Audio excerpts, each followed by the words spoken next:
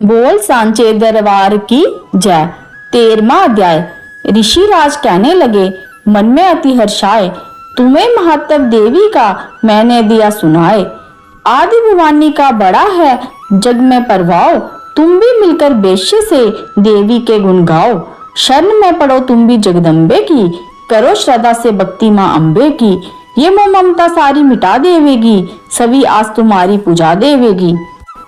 तुझे ज्ञान भक्ति से भर देवेगी, तेरे काम पूरे ये कर देवेगी। सभी आसरे छोड़ गुण गाइयो, भवानी की ही शरण में आइयो। स्वर्ग मुक्ति भक्ति को पाओगे तुम, जो जगदम्बे को ही ध्याओगे तुम।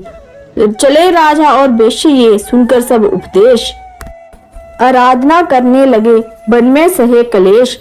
मारकंडे बोले तभी सूरत कियो तप घोर, राज तपस्या का मचा चहु और में शोर। नदी किनारे बेश्य ने डेरा लिया लगा, पूजने लगे मैं मिट्टी की प्रतिमा शक्ति बना। कुछ दिन खा फल फूल को किया तभी निर्हार, पूजा करते ही दिए तीनों वर्ष गुजार। हवन कुंड में लहू को डाला काट शरीर, रह शक्ति के ध्यान में होकर अति गंभीर। हुई चंडी प्रसन्न दर्शन दिखाया, महादुर्गा ने वचन मुंह से सुनाया। मैं प्रसन्न हूँ मांगो वरदान कोई, जो मांगोगे पाओगे तुम मुझसे सोई। कहा राजा ने मुझको तो राज चाहिए, मुझे अपना ये वही तख्त ताज चाहिए। मुझे जीतने कोई शत्रु न पाए, कोई बैरी माँ मेरे सन्मुख न आए। कहा वैश्य ने मुझको तो ज्ञान चाहिए, मुझे इस जन्म में भी कल्याण चाहिए। जगदम्बे बोली तभी राजन भोगो राज, कुछ दिन ठहर के पहनोगे अपना ही तुम ताज। सूरज से लेकर जन्म सावीरनक होगा तब नाम, राज करोगे कल्प भर ए राजन सुखधाम।